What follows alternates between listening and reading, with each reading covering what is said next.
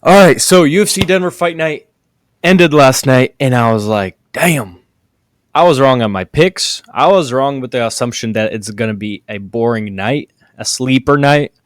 Although the main event was a sleeper, but regardless, we'll get to that later. I'm impressed. This was a great fight night, man. The crowd, it was sold out. The crowd was amazing. The prelims, the early prelims, the main card was good, except the last two fights. They were eh. But dude, we need more of that. That was great. Never listen to me again. My picks were terribly wrong. I think I went something like 3-9. I didn't do good in betting yesterday. I didn't do good in picks yesterday. I didn't do good in predicting how the fight night is gonna go. So hey, false source of information. All right, so let's get into it. Evan Elder versus Flower Darius, round one. Flower Darius came out there. He started to put a lot of pressure on Evan Elder right off the rip. He was tossing some good leg kicks. He was throwing some teep kicks.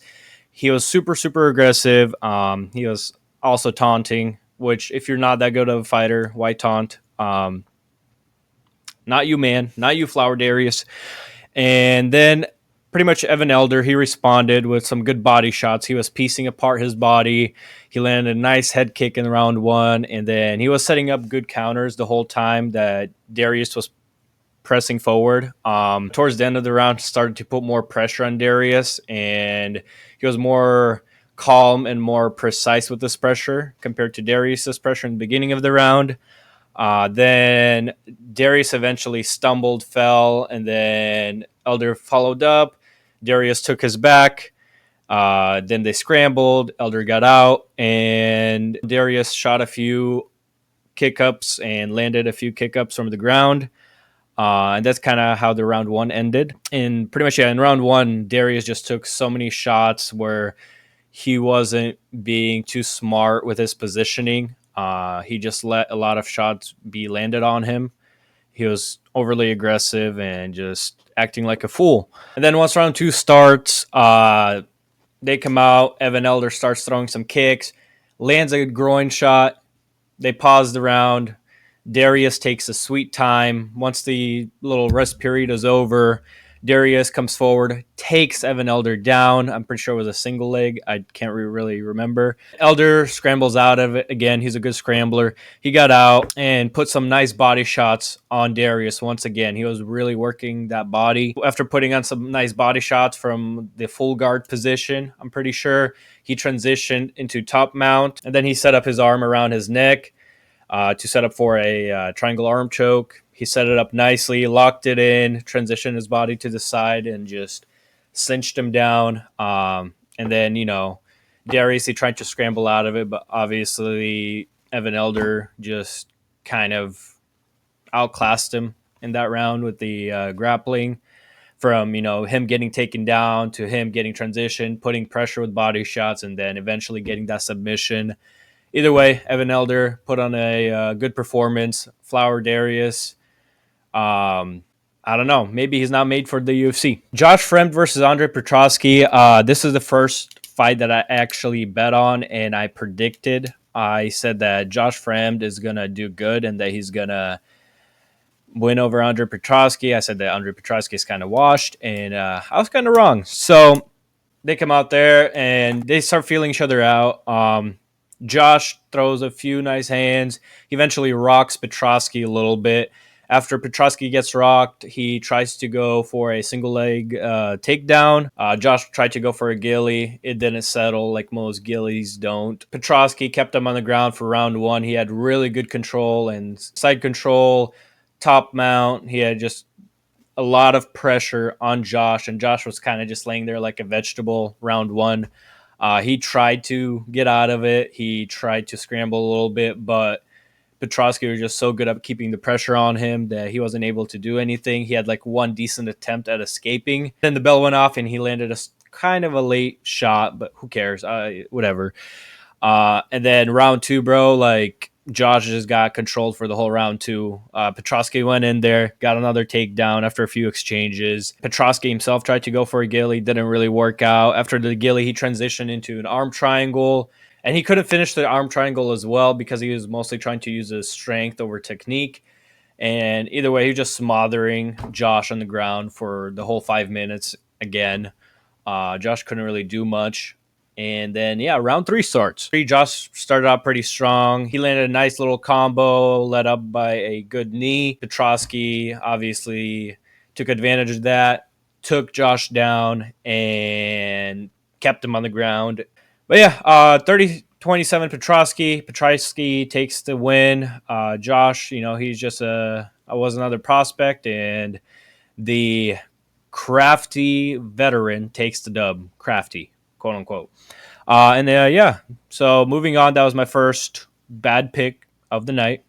All right, Maria Gapova versus Luana Santos. I actually got this one right. Maria Gapova's wash. Luana Santos is an amazing upcoming prospect. And by the way, hottest woman of the UFC. New runner-up, man. People say Tracy Cortez is hot. My guy. People are looking over Luana Santos. She's up there. She's gonna be she's gonna be up there. I don't know. She's definitely more hot than Tracy Cortez. Either way, moving on. Maria Gapova starts the fight pretty slow. She tries to feel her out. Luana Santos gets in there, gets a nice right hand. They get into a clinch. She gets a nice judo throw. Once they're in the ground, they have a few little exchanges, but for the most part, Luana Santos is suffocating her, kind of just staying on top, keeping control. After she wasn't successful with that arm triangle, she took her back, got her body lock in, and just worked her way to her neck, worked her magic, cinched it up, and made Agapova tap. Round one finish. It was like 2-3 minutes into the fight. That was the first rounder of the night. And yeah, she just got a nice rear end naked choke. And yeah, moving on. My second mistake of the evening: Damon Blackshear versus Montel Jackson. Yeah, that was. I felt stupid for making that pick. Honestly, Montel Jackson is him. Pretty much, the round starts. Damon Blackshear moves in. He starts putting pressure on Montel Jackson. And Montel Jackson just jabs to the chest, straight to the head, 1-2, and Damon Blackshear gets dropped. And Montel Jackson lived up to his Quick Jackson name because the knockout was within 18 seconds of the fight. That was the second fight of the evening that ended round one. And at this point, I'm like, wow, I might be wrong about this whole fight night, man. So up next, Fatima Klein versus Jasmine Vicious. This pick I got right, actually. So the round starts pretty slow. Jasmine throws a few leg kicks, few feints. She actually landed pretty good leg kicks, like 2 of them or 3 of them. Fatima takes her down. And then Jasmine, with no issue, scrambles out of Fatima's control and takes Fatima's back. And then she just controlled Fatima on the ground and landed some good ground and pound shots. In round 2, Fatima Klein did pretty good in the beginning of the round. She tossed some good 1-2s. She threw a few good combos on the feet. And then Jasmine, she just did pretty good in the clinch. She landed some knees in the clinch. And then she took Fatima Klein down. She controlled her, good ground and pound. Fatima tried to take Jasmine's back, but Jasmine scrambled out of it. Then Jasmine got her in a body triangle and got it locked in, and then stayed in control probably for the rest of the round. And then with 5 seconds left, Klein finally gets out of that body triangle and then lands a few body shots in the last 5 seconds. So pretty much Jasmine at this point dominated for 2 whole rounds and is just 2-0 going to third round. Her corner was like, hey, you got to do something here. And then moving on to round 3, Jasmine and Klein, they had a pretty good brawl in the beginning of the round, and Klein wasn't really scared of standing and banging. And pretty much they exchanged quite a few shots, and then eventually Jasmine gets her into a clinch and then takes her back, takes her down. For the rest of the round, she stays on top, tries to go for a few more submission attempts, and then Klein tries to escape a few times, isn't successful. Pretty much the fight ends on the ground, and then Jasmine actually also lands a pretty late shot after the bell rings. And yeah, it was just a unanimous decision, and it goes to Jasmine. She dominated. She just outclassed Fatima Klein. And yeah, that was just a good pick for me. Jasmine has a pretty good future in woman MMA. I don't really pay attention to it too much, but I think she will do good. All right, Josh Van versus Charles Johnson. This is another pick that I got wrong. Um, I had Josh Van as my pick. And yeah, so round one, Charles Johnson gets in there and puts immediate pressure on Josh Van. Josh Van stayed more composed and more dominant in the first round over Charles Johnson, and Johnson just landed a few nice combos, landed a knee in a knee in a clinch, and then just a few leg kicks there and there. But in general, Josh Van just had more pressure and more jabs over Charles Johnson and stuffed two takedowns as well as had a nice leg sweep towards the end of the round. And yeah, so that was 1-0 towards Josh Van. I thought he won round one. It was pretty clear to me. Going to round two, the fight kind of kept the same pace. Josh Van, he landed a nice uppercut in the beginning of the round. They did trade a lot of shots going to round two. They're kind of standing and banging a little bit.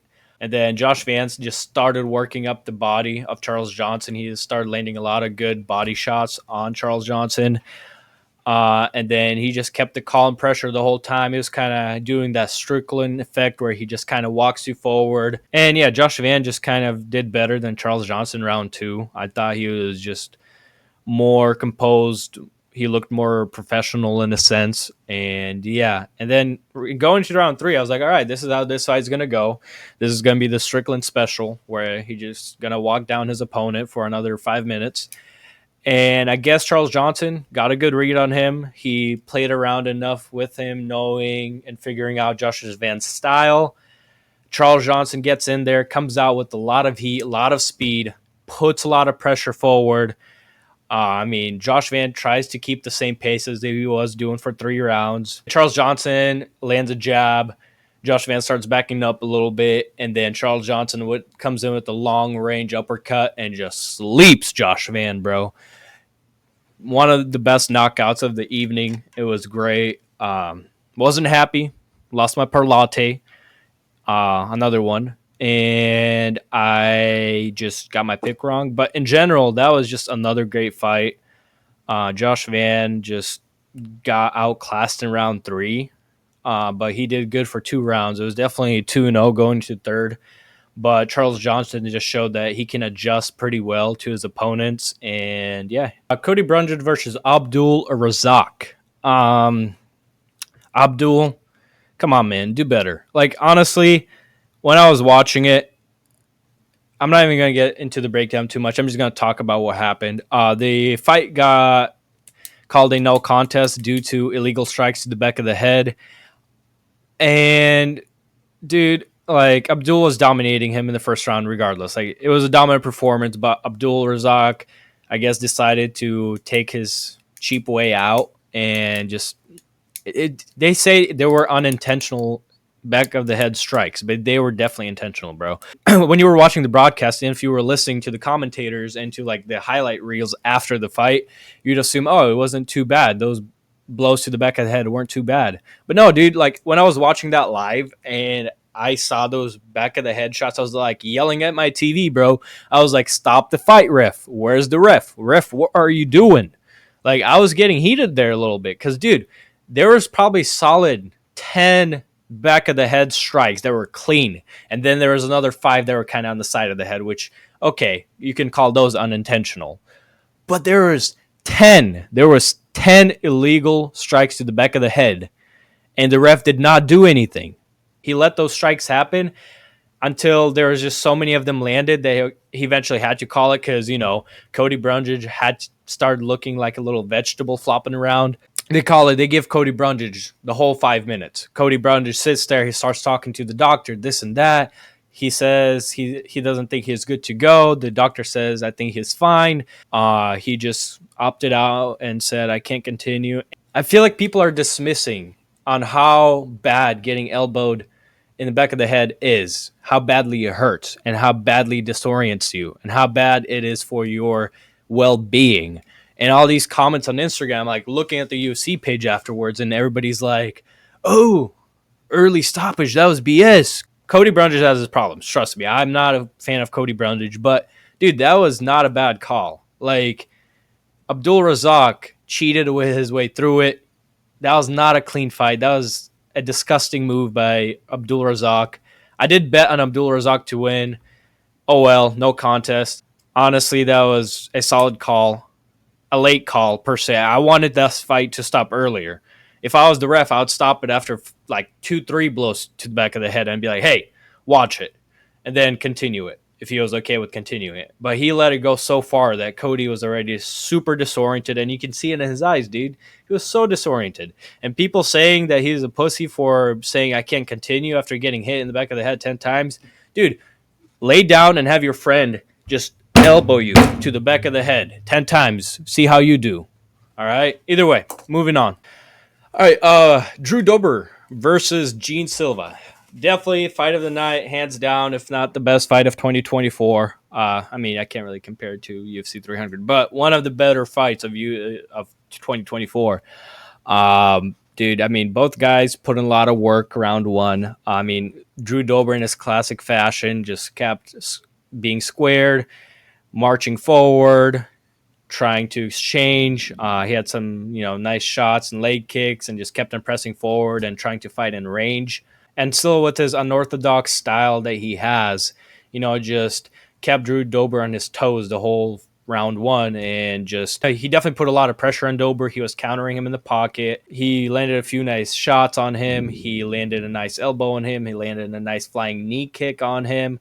I'm not even sure if that knee kick connected, but that might have cut him up initially, and then the elbows just made it worse towards the end of the fight. And yeah, Silva just kind of threw jabs, threw elbows, just dominating round two. He stayed outside of the cage, backed Silva up into the cage, landed some few body shots, some few head shots, but Silva was blocking it and just staying in the pocket and then exploding out of it. And then Drew Dober also, I think, landed like one Superman punch. Everybody in the crowd went crazy when he did that. And then around three, they just had to stop the fight due to the cut because of how bad it was. I'm pretty sure that's like 40, 50 stitches. I mean, the cut started right here and it probably went all the way to here. And I was like, this thick, dude. For the people who are saying, oh, early stoppage, brother, this is UFC. They're trying to keep fighters safe. And they let him go a whole round with a huge gash. And when, his eye started swelling up and blood was dripping down his face and he couldn't really see much out of his left eye or right eye. I don't even know which eye got cut up. But that, that kind of breaks the integrity of the game, breaks the integrity of what UFC stands for, of keeping fighters safe. If you want to see people almost kill each other and like their brains hanging out, go watch bare knuckle fights, go watch some underground fights where they actually fight to death. But this is a sport. And that was a good stoppage. For people who are saying it's a early stoppage, you're a casual. Shut up. Learn more about the game. And yeah. And then for the last two fights, I'm just going to kind of summarize it real quick. I'm not trying to break it down too much. The last two fights of the fight night were kind of I mean, Santiago versus Salikov, Muslim Salikov. A lot of people were saying that Santiago got robbed, but I don't know which fight you were watching. I was watching the fight where Salikov actually did better than Santiago. Santiago did have quite a bit of control time, but you got to look at who landed more powerful, more impactful shots. That was definitely Muslim. Muslim took round one with no problem. Round two, Santiago started to adjust more and started to try to counter Muslim's style of fighting a little more, and it just kind of went on for the whole 3 rounds where they're kind of exchanging, going for some grappling exchange, and then Santiago had just more ground control, which some people could say, oh, that's why he won. But I don't understand you guys. Sometimes when the fight is on the ground and when people win via ground control, they complain, oh, I was laid on top. Well, that's what Santiago tried to do, and you're saying that he got robbed. He didn't have as many impactful punches as Muslim. He didn't have as much as of explosions as Muslim, and he didn't look as well rounded as Muslim did. It was definitely like a close fight, but it wasn't a robbery. I will tell you that. Either way, moving on to the main event of the evening. Rose Namajunas versus Tracy Cortez. Honestly, kind of was about falling asleep by round 3, 4. So honestly, don't really recall round 3 or 4, but round 1 and round 2 were decently entertaining. Rose Namajunas landed a nice right hook in like the beginning of round 1. Uh, Tracy went down, but Rose just couldn't follow up with the ground and pound. Then they just kept ground control, kept exchanging, getting back up. Um, Tracy did hold up very well against Rose. She just had more experience, just more crafty veteran than Tracy Cortez. Tracy Cortez did definitely do good, and the only round I'd really give to her is probably round 5. That's when I kind of woke up again. She landed a few nice shots. She started putting on more pressure, more speed on Rose. She tried to do the whole Max Holloway thing, pointing at the ground, and all right, dude. And the Rose didn't fall for it. She just like showed her butt, and she's like, "No, I'm not doing this with you." And then she tried to go for a few exchanges. The shots didn't do anything, and the fight was over. Pretty bad, but no, honestly, the only bad thing about this card was the co-main and the main event. Everything else was amazing. Honestly, if Drew Dober versus Silva was the main event, and Tracy Cortez versus Rose Namajunas was the like feature fight, and then Muslim Salikov could stay as a co-main just to kind of keep you bored, and then for the main event you have a banger. That would have been great, but hey, diversity. They needed to do what they needed to do to get some goodie points, brownie points from the government. And yeah, that was kind of how the fight night went. Unexpected, honestly, amazing fight night. Uh, Dude, I mean, everything about it was great. There were so many finishes. There was like 6, 7 finishes that night. There was a no contest. There was a doctor stoppage. There was 3 knockouts, 3 submissions. Only 2 fights went the distance, I think. I mean, great fight night. I will be breaking down the next week fight night on like Tuesday or Wednesday. So keep an eye out for that. But yeah, I just enjoy UFC, and if you guys can support your boy yapping about UFC, that'd be greatly appreciated. Thank you all so much, and I'll see you in the next one. Deuces.